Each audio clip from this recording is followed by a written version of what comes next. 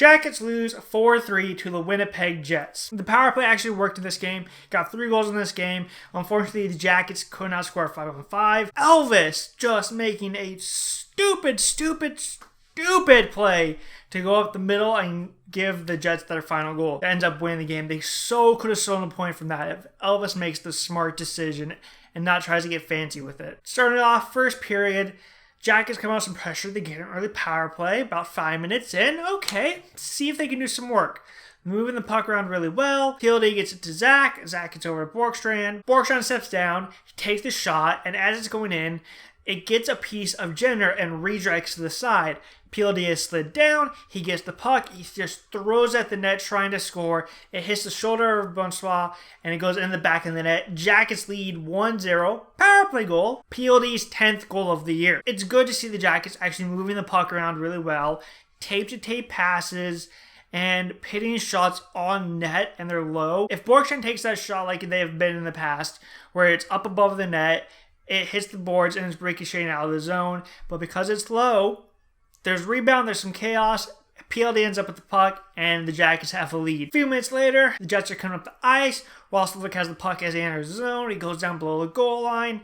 He looks up, sees he has Wheeler coming in the zone, and just throws it to about Wheeler will be. And as soon as Wheeler gets to the puck, he unloads it. One-time pass, beats Elvis. Elvis probably should have stopped it, but it was a really good shot. And so now the Jets have tied the game up. That was the Jets' third shot on goal. So Elvis is still trying to find his way into the game. Probably should have had it. But after that, the Jets turned it on a little bit. They ended the period with a total of 10 shots. So they played more in the second period in the Jackets zone, painting some pucks on Elvis. And Elvis making the saves, keeping the Jackets tied at 1. But we're in the first period, tied at 1. Come out for the second period, Jackets get another early power play.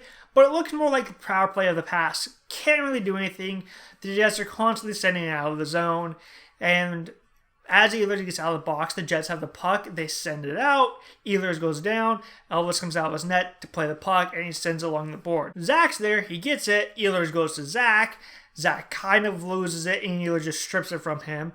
Now the Jets are coming with some support. Ehlers slides over to Wheeler. Wheeler slides it back to Ehlers. Nobody's coming to Ehlers, and he pits it past Elvis, and the Jets now lead 2-1. If the power play was a little bit stronger, even if they don't score, just keep control of the puck. In the final 5 seconds, the goalie slapped their stick so they know, hey, people playing offense that aren't looking at the clock, I'm looking at the clock. There's a guy coming out of the box, pay attention. In that 5 seconds, the Jackets either have to have control of the puck or it better be at the other end of the ice. You can't let the other team have the puck there because then they spring guys free like this. And Ehlers, I don't know if he wasn't happy with the penalty that was called on him or what, but he was ready to go, and he goes out there and scores a goal. The next shift after that goal, though, the Jackets come out and they start to attack. And Foligno gets hooked, so now the Jackets get another power play. I'm like, all right, good hard-working shift. You kind of blew at the end of the power play, but see what the Jackets can do here. And while they're on the power play, Boone Jenner has the puck, and he starts to send along the boards. His numbers are showing, and Spezza comes in and just drills him. Blatant boarding. And now the Jackets have a 5-on-3. They're moving the puck around really well. The puck ends up on Zach's stick at the point, and Zach starts to walk across the top. Jones goes the other side, and he's ready for the one-time shot like they should be in with, but hey, you switch him now, that's fine. Zach pits it over to Seth Jones, and as it goes to Seth Jones, Wimberg, who's standing in front of the goalie, just jumps up in the air again, about 3 feet in the air, and Seth Jones unloads the shot. It beats Persois, and the Jackets tie it up at 2. Another power play goal, Jones' second goal of the year. I get why having a guy like Jenner or Anderson or PLD in front of the net, because they're hard to move, they take away the eyes, and they're good at tipping. But pitting Wimberg there, the results in a goal because he's jumping up in the air, and if you're a goalie ready for a shot, all of a sudden you see skate blades, you're like, what's going on? And you pause for half a second, and that half a second, it's by you. Wimberg's jumps should be more often.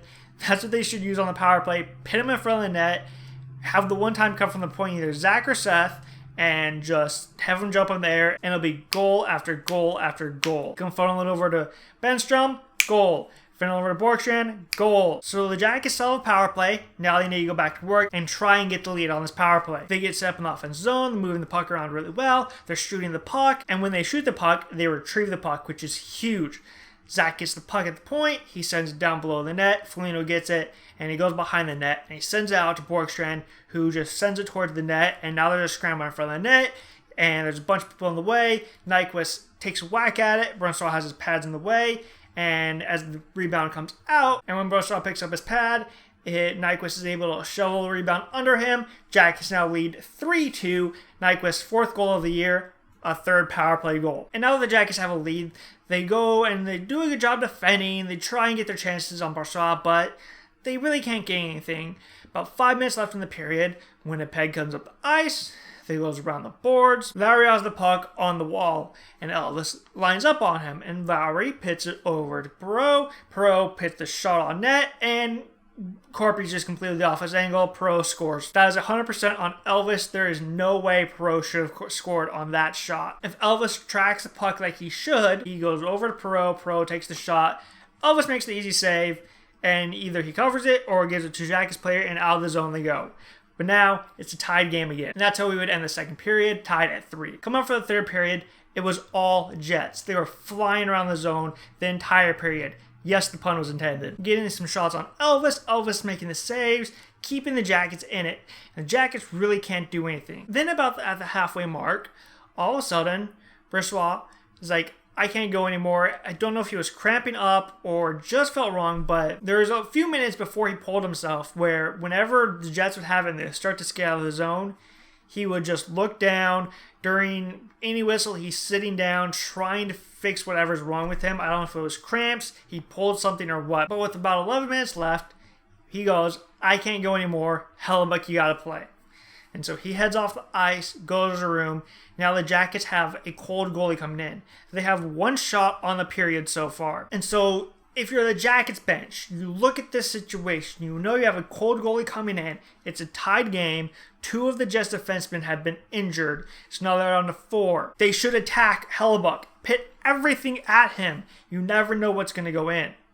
He is not getting into the routine. Just pay everything at Hellebuyck.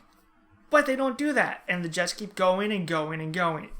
Hellebuyck was in net for probably 5 minutes before the Jackets actually got a shot on him.